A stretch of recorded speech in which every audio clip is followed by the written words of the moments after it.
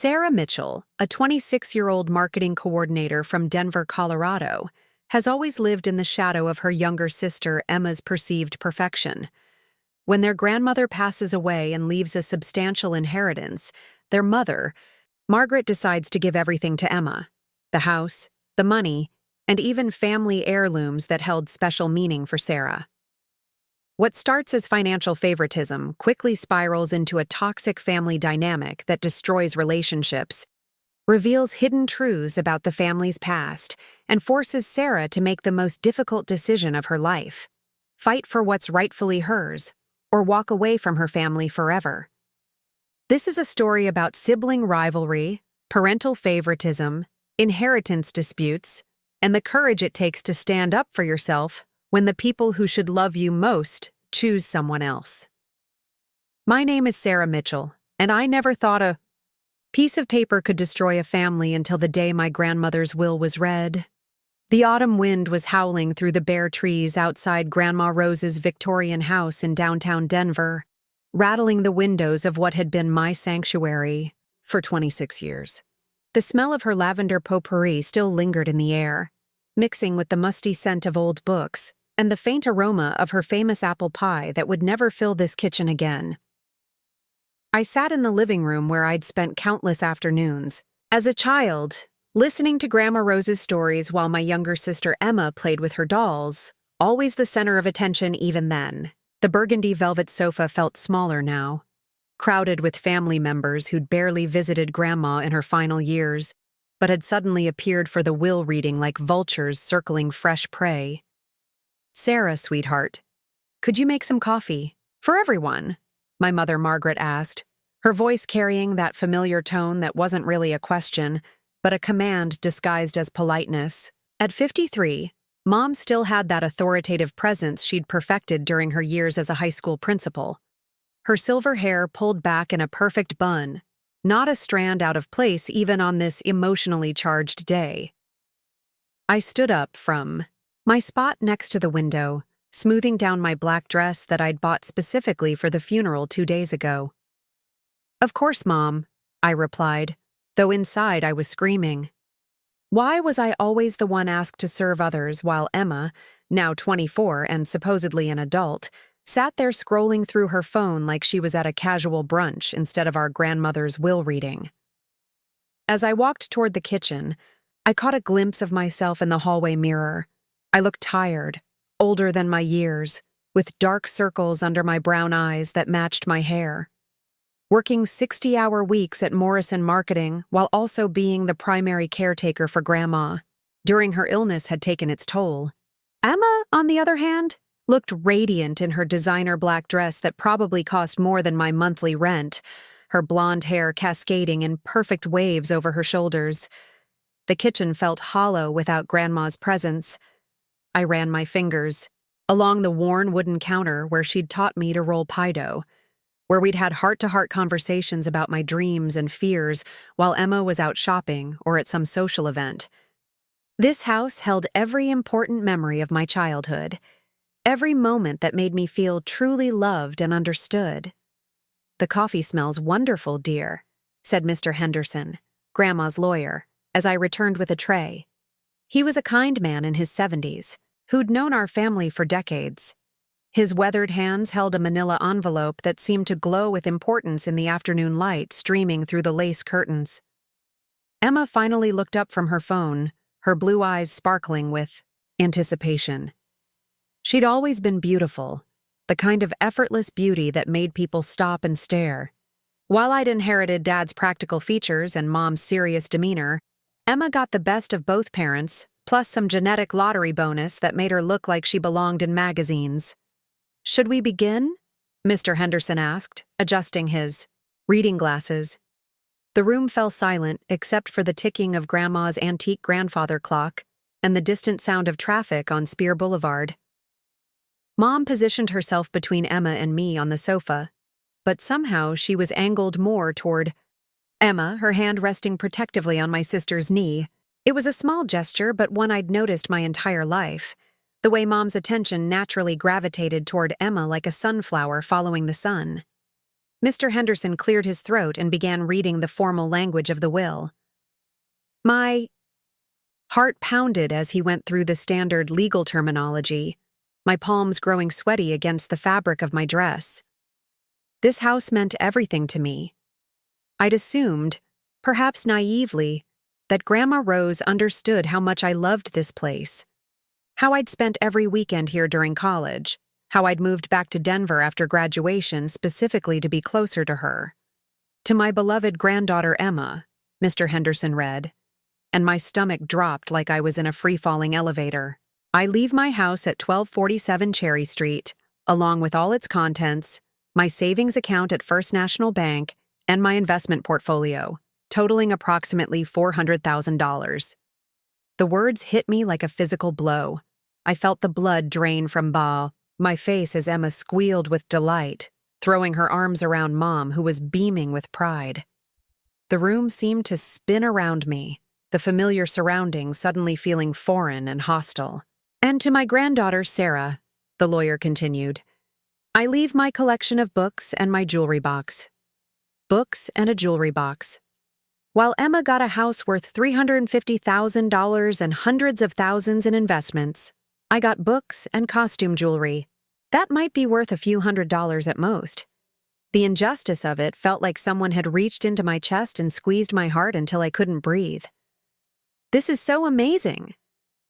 Emma was practically bouncing in her seat. I can't believe Grandma left me everything. I mean, I always knew she loved me, but this is incredible. Mom stroked Emma's hair lovingly. She always said you reminded her of herself when she was young, Mom cooed. So beautiful and full of life. She wanted you to have security, to be able to follow your dreams without worrying about money. I sat there in stunned silence, feeling invisible in my own family. What about my dreams? What about all the nights I'd spent here when Grandma was sick, helping her with medications, driving her to doctor's appointments, grocery shopping, cleaning, being the reliable granddaughter while Emma was busy with her social media influencer career, posting perfect photos of her perfect life? Sarah, honey, you look pale, Mom said, finally noticing my distress, though her arm remained protectively around Emma. Are you okay? I need some air, I managed to say, standing up on shaky legs. The room felt suffocating, filled with Emma's excitement and Mom's obvious favoritism. I walked toward the front door, my vision blurring with unshed tears. Sarah. Wait, Mr. Henderson called after me. There's one more thing. Your grandmother left a letter for you specifically. I turned back, hope flickering in my chest like a candle in the wind. Maybe this was it. Maybe Grandma had explained her reasoning. Maybe there was something I was missing.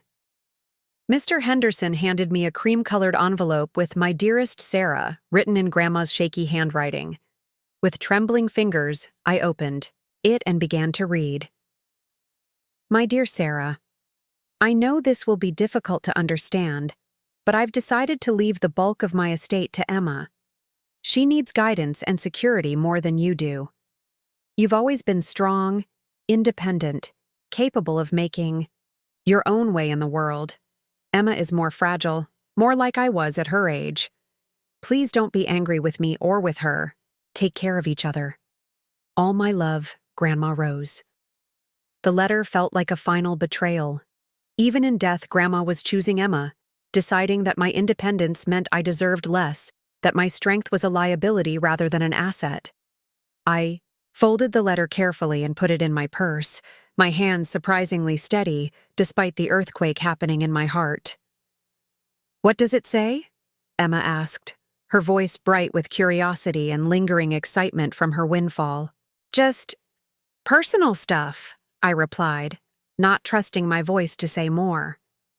I looked around the room one more time, at the family photos on the mantel where Emma's smiled brighter, at the piano where I'd played countless hours while Emma got praised for her natural talent after barely trying, at the dining room where I'd sat through years of family dinners, feeling like a guest in my own family story.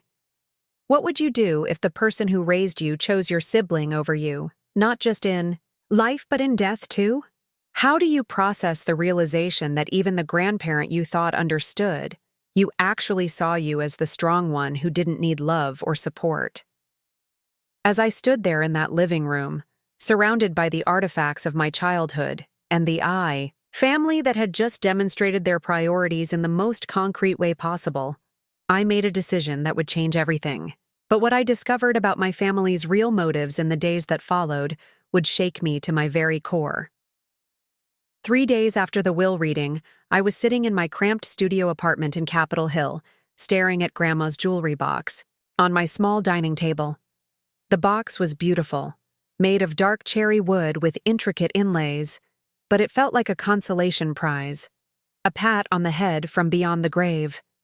Inside were her wedding ring, a few antique brooches, and some pearl earrings that had probably been fashionable 50 years ago. My phone had been buzzing constantly with texts from Emma, sharing photos of her house and talking about renovation plans. Each notification felt like salt in an open wound. I'd finally turned it on silent and buried myself in work, staying late at the office every night to avoid thinking about how my entire family had essentially told me I wasn't worth investing in. The knock on my door Thursday evening surprised me. I wasn't expecting anyone, and my social circle had dwindled over the past year as I'd spent more time caring for Grandma and less time maintaining friendships. Through the peephole, I saw my mother standing in the hallway, holding what looked like a casserole dish. "Hi, sweetheart," Mom said when I opened the door, her voice artificially bright. She was dressed in her usual put-together style: navy blazer, pearl earrings, practical low heels. "I brought you some lasagna.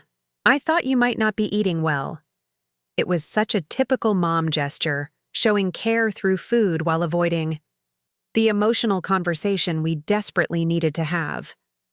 I stepped aside to let her in, and she immediately began bustling around my small kitchen, looking for plates and utensils like she was trying to fill the awkward silence with activity.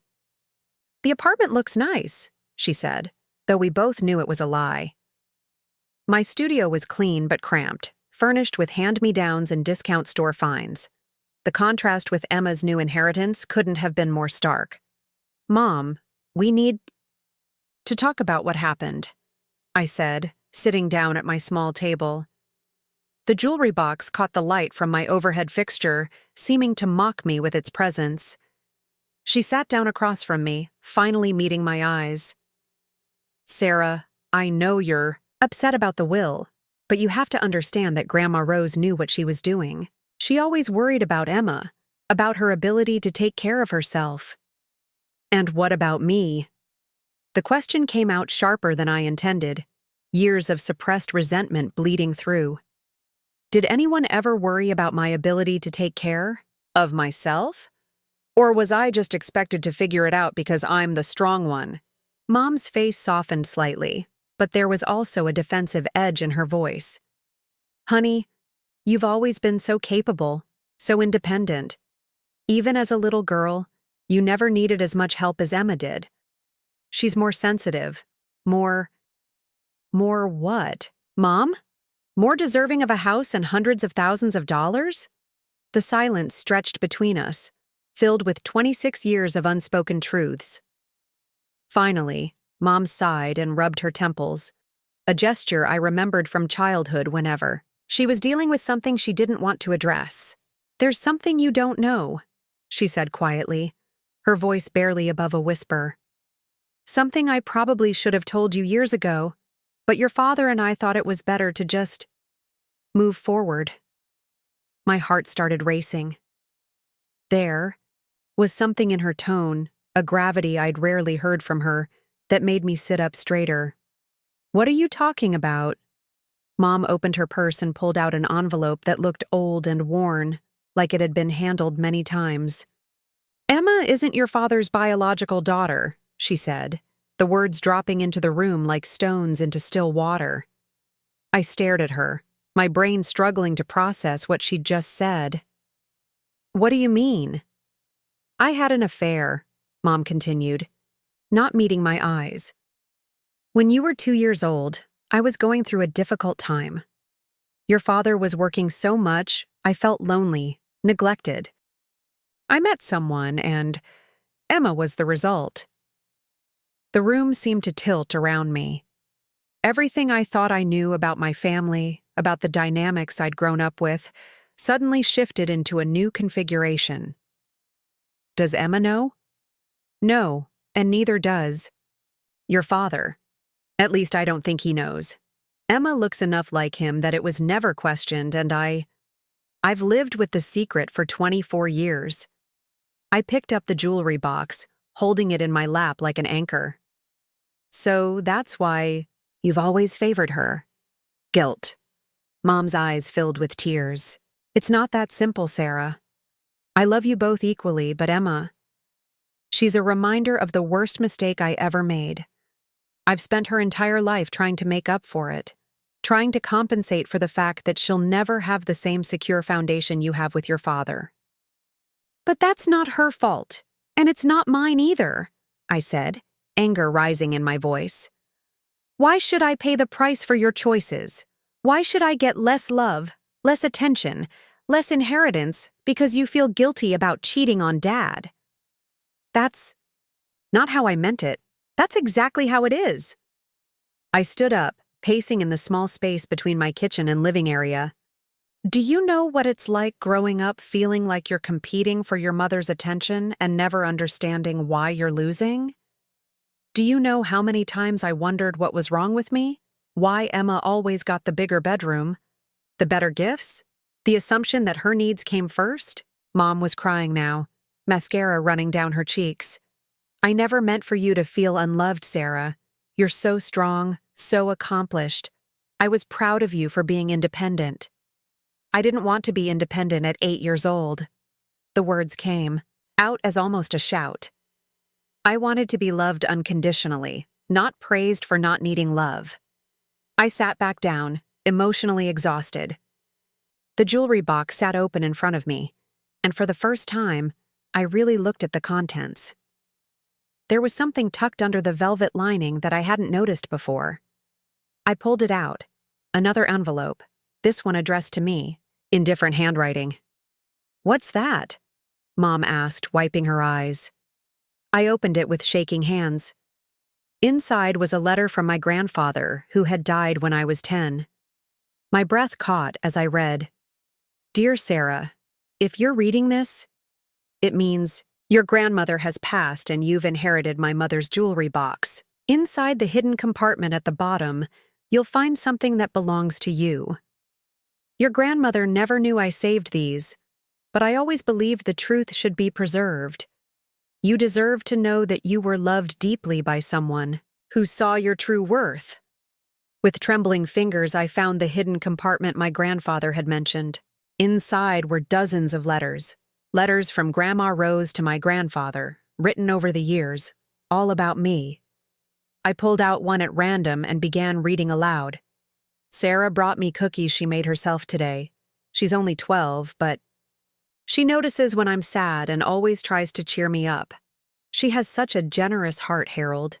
I see so much of you in her, that quiet strength, that way of caring for others without expecting anything in return. I worry sometimes that Margaret doesn't see how special Sarah is, too focused on Emma's more obvious charms. But Sarah is going to change the world someday, mark my words. I looked up at Mom, who had gone pale. There are dozens of these, Mom. Years of letters about how proud Grandma was of me, how worried she was that I wasn't getting the recognition I deserved from you. I don't understand, Mom whispered. If she felt that way, why did she leave everything to Emma? I pulled out another letter, this one more recent, dated just 6 months before Grandma's death. I've made a terrible mistake, Harold. I let Margaret convince me that Emma needed the inheritance more, that Sarah was strong enough to make her own way. But strength shouldn't be punished with neglect. I've rewritten my will 4 times, but Margaret keeps insisting that Emma is fragile, that she needs more support. I don't know what to do. I love both girls, but I'm starting to think Sarah has been overlooked her entire life, and I'm about to make it worse. The letter fell from my hands. "You influenced her decision," I said, the pieces finally falling into place.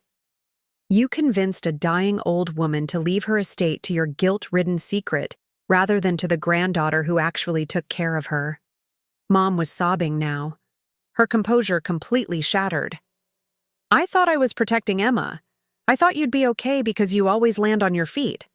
"I always land on my feet because I have to," I said, standing up and walking to the window. The Denver skyline glittered in the distance, all those lights representing people living their lives, facing their own challenges, dealing with their own family dramas. I learned early that no one was going to catch me if I fell. Can you imagine? Discovering that your entire family dynamic was built on a lie? That the favoritism you endured your whole life wasn't about your shortcomings, but about your mother's guilt over an affair?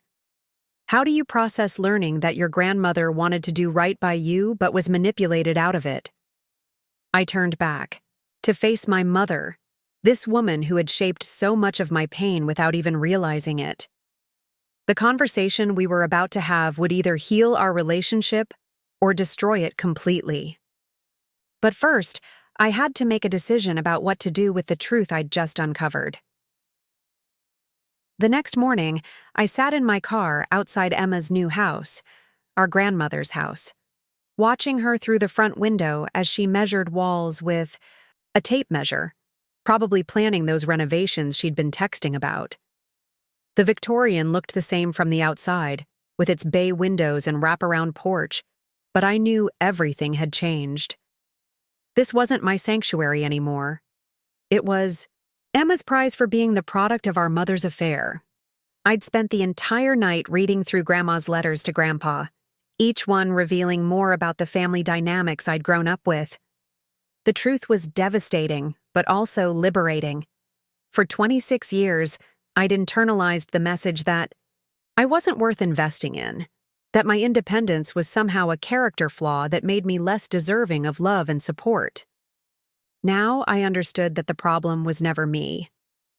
My phone buzzed with a text from my best friend Jessica. "How are you holding up? Want to grab coffee and talk?" I'd filled her in on the will situation yesterday, though I hadn't yet told her about Mom's confession or the letters. Jess had been furious on my behalf, calling the inheritance decision completely unfair and suggesting I contest the will. At the time, I'd dismissed the idea, but now I walked up the familiar path to Grandma's. Front door and knocked. Emma answered wearing yoga pants and a cropped sweatshirt, her hair pulled back in a messy bun that somehow still looked effortlessly beautiful. Her face lit up when she saw me.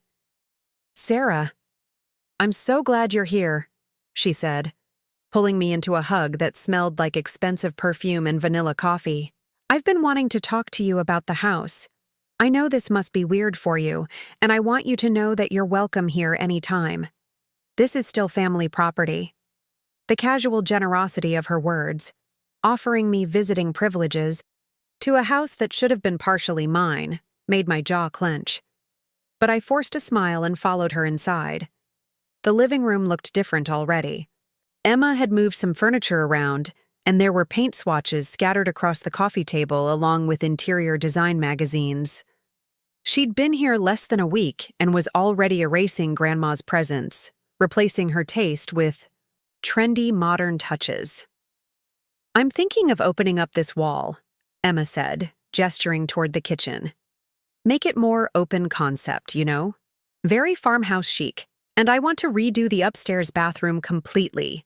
The pink tile is so dated. That pink tile had been Grandma's pride and joy. She'd chosen every piece herself when she and Grandpa renovated the house in 1985.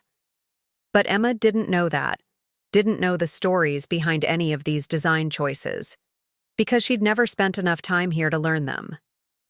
"Emma, we need to talk about something serious," I said, sitting down on the sofa where we'd heard the will reading just days ago. She settled across from me, tucking her legs under her in that graceful way she'd always had. "Sure, what's up? You seem tense." I pulled out one of Grandma's letters, the one where she expressed regret about her will decision. "I found some things in the jewelry box that Grandma left me. Things that change everything about this inheritance. Emma's face grew concerned as I read the letter aloud. I watched her expression shift from confusion to shock, to something that looked almost like fear.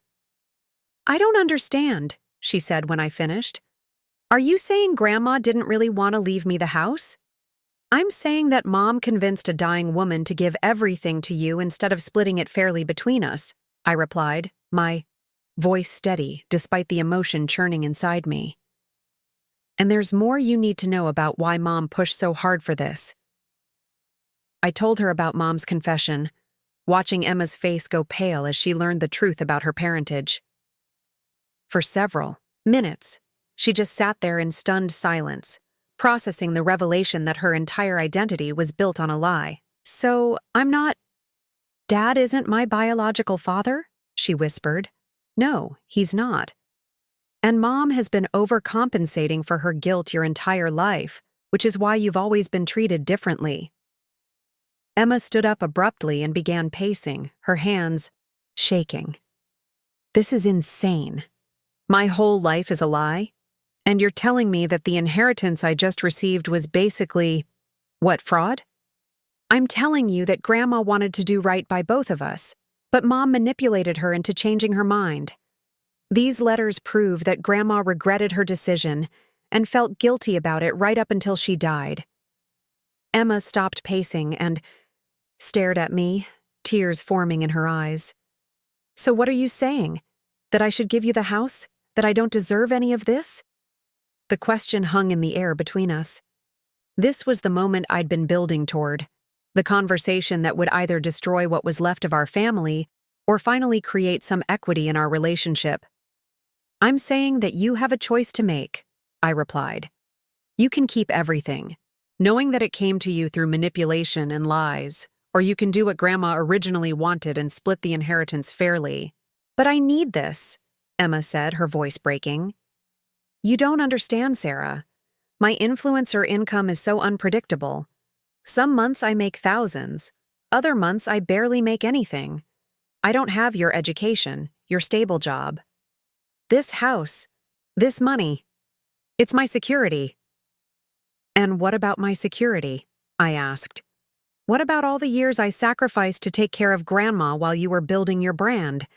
What about the fact that I put my own life on hold, stayed in Denver instead of taking that job offer in Seattle, because I felt responsible for her care?" Emma sat back down, burying her face in her hands. "I didn't know you felt that way. I thought you wanted to take care of Grandma. I did want to, but that doesn't mean I didn't deserve recognition for it. It doesn't mean I should get books and costume jewelry while you get a house and hundreds of thousands of dollars." We sat in silence for several minutes, the weight of decades of family dysfunction settling around us like dust. Finally, Emma looked up at me with red-rimmed eyes. "What do you want me to do?" she asked. "I want you to sell the house and split. The proceeds with me 50-50. I want you to split the savings and investment accounts. I want you to acknowledge that what happened wasn't fair, and I want you to help make it right." Emma's face went through a range of emotions: fear, anger, calculation, and finally something that looked like resignation. "And if I don't? Then I'll contest the will in court. I have documented evidence that Grandma was unduly influenced, and I have proof that she regretted her decision. I'll make all of this public, including the reason behind Mom's favoritism toward you." It wasn't a threat I wanted to make, but it was the truth. I'd spent my entire life accepting less than I deserved, making excuses for other people's choices, putting everyone else's needs before my own.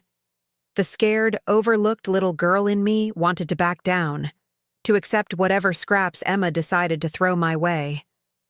But the strong, independent woman I'd become, the woman Grandma Rose had seen in those letters, knew that I deserved better.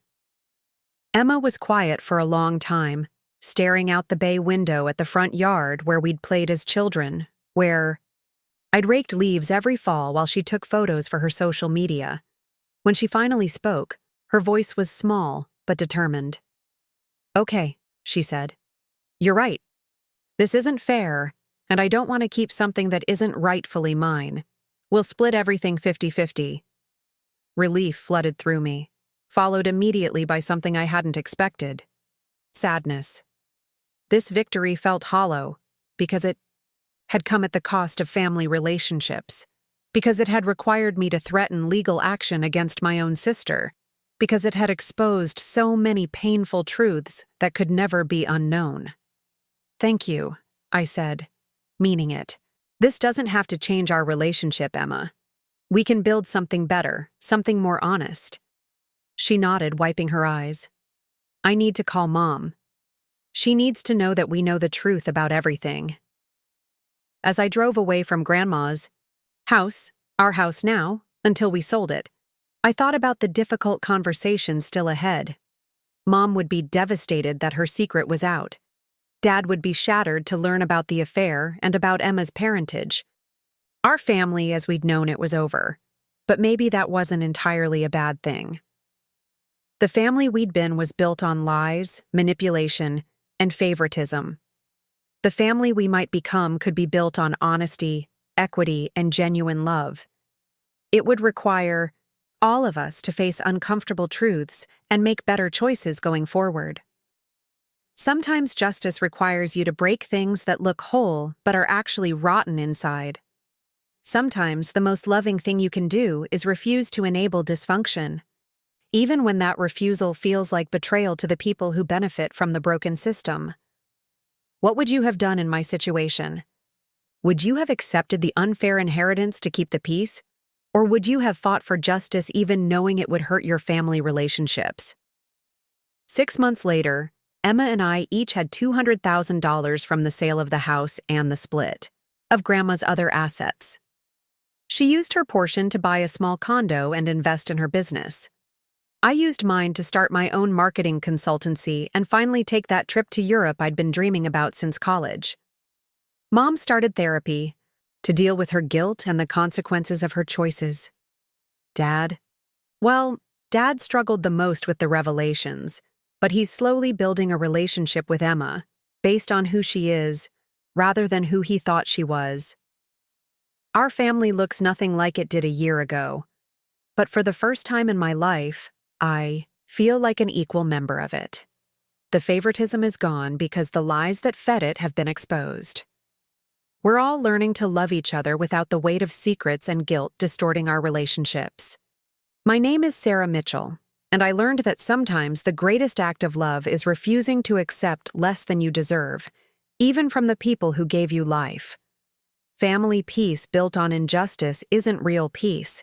It's just comfortable dysfunction.